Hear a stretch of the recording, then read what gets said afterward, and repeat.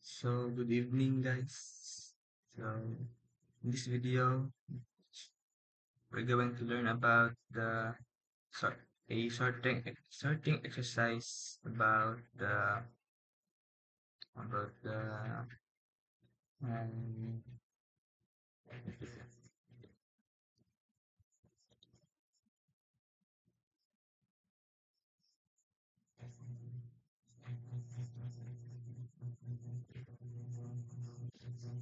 so in this video, guys, we're going to learn about a Java program.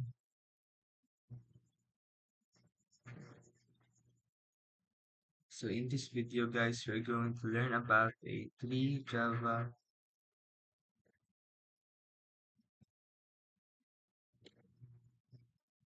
So guys, in this video, we are going to learn about the three sorting algorithms, the merge sort, the quick sort. So in this video, guys, we're going to learn about the three sorting operations, the merge sort, the quick sort, and the heap sort. So that applied in this Java program. So the Java program starts by importing two classes from the Java util packages, which is the arrays and scanners, which is used to interact user with the array and scanner. The array is the way of use that to put some list array list. So first method okay, is the merge sort. So the merge the merge sort method is a recursive implementation of the merge sort algorithm. It takes a three parameters, which is array, left, og ang right. So mo siya tulo ka parameter na ani nga method. So ang array mo ni siyang the array is to be sorted. Tapos ang left mo ni siyang the starting index of the so starting index para ma-sort. Tapos ang kaning right mo ni siyang the ending of the index of nga para ma-sort mo ni siyang ending. So next is if left is less than right. So the method calls itself to sort. So the left and the right halves of the array. So one merge sort. So the merge method is called to merge the sorted halves. So the merge method is maning halves. Tawag siya. So ang kaning merge method kay nasa ipat ka parameter. Kaning array, left, mid, or right.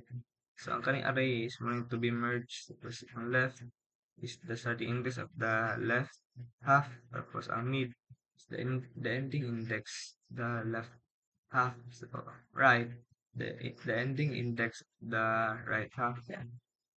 So, ito. So, next is kaning merge na pud mga method ta. Static void merge. So, first, there are two temporary arrays. So, natay duha ka arrays ang kaning L of R. So, L and R are created to store the left, the left and right, the left and right halves of the array. So, mo to silang purpose. Tapos, the elements of the array are copied into L and R using system array copy. So, array. Mo So, copy ang L of R. Pinagyan ni system array copy. Tapos, there are so the elements of L and R are merged into the original array, which is um R. Ano yung R? R. So, in sorted order. So, mo na siya. In sorted order. Sino to? So, next is a quick sort. Quick sort na kita. Quick sort method. Then, so, yung kaning quick sort method is implementation of quick sort algorithm. So, ano ba siya tulo ka parameter ang array low ug high. So, ang kaning array is the array to be sorted. Starting index according low, tapos ending kaning high.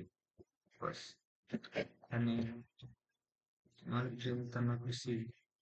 So,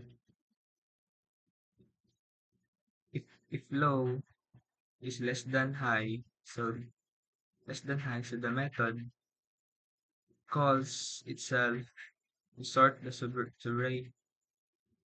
Baray. So, mo na siya. So, nadua kay mo na siya. So, the partition. So, the partition method is called to partition the array around the pivot element. Ang pivot mo katong sa katong discuss itong tumoy yung di na siya makasab as is. So, the method recursively calls itself to sort the subarrays on the either side of the pivot element. So, mo to. Sunod, partition elements. So, ang kaling tinagot ta sa partition element sa partition na method. So, narapod siya parameter array low, high.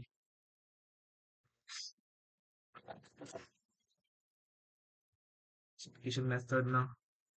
So, a pivot na element is chosen from the array. Chosen from the array. Tapos, the element of the array are partitioned around the pivot element. So, ang nakon array is nakapartition siya sa pivot element. So, the pivot element is swapped with the element. So, the pivot element is swapped with the element at the correct position in the sorted array. So, motto. So, next is a heap sort. Heap sort method na pod. So, ang galing heap sort method kay ano siya isang ka parameter which is ang array. So, the array is to be sorted. Array is converted into a heap data structure which is heapify mo to sila. So, the largest element is swapped with the last element of the heap. So, the heap is reduced in size by 1 and the process is repeated until the entire array is sorted. So, ang atong largest element is mo to siya ang ma-swap sa last element sa heap. So, mo to no sa discuss naman nato na the heap is reduced in size by 1 and the process is repeated until the entire array is sorted. So, sa heapify method is na siya tulo ka parameter ang array and I. So, ang muna ko na ang array is to be heapify, ang n is size of the heap, tapos ang I is the index of the node to be heapified. So the largest child of the node is found. So, if the largest child is greater than the node, the two elements are swapped. So, na siya kung ang duha ka kung ang largest child is greater than the node, so ang duha ka element is mag-swap na sila. Swap. Tapos, the process is repeated until the heap property is maintained. So, mo to no? Ah, swap to P5, swap, P5, swap, pagbalik-balikan na to, na-cluster sila in their ng particular nga ilang formation station. So, dito punta sa measure sorting type, measure sorting time na method. So, kaming method nga measure sorting time is used to measure the time taken by each sorting algorithm. So, nasa ito ka two parameters ang algorithm o ang array. So, algorithm is the name of the sorting algorithm. Array is to be sorted. So, na siya. So, let's start and so the start time is record using system nano time. So, dira magsugod ang pagkuan sa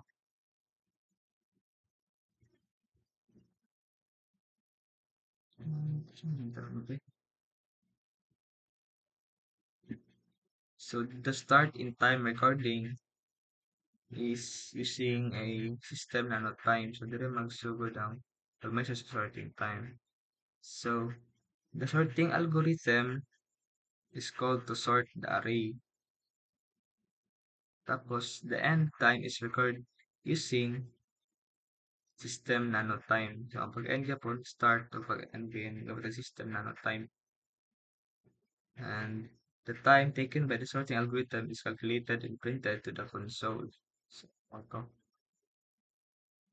So, next is din po ito sa last. And ito ang main method. The main method entry point of the program, it takes user's input for the array to be sorted and the choice of sorting algorithm. So, the program then calls the measure sorting time method to measure the time taken by each sorting algorithm. So, auto no? Ito na tawag mo. So, moto. So, let's try it.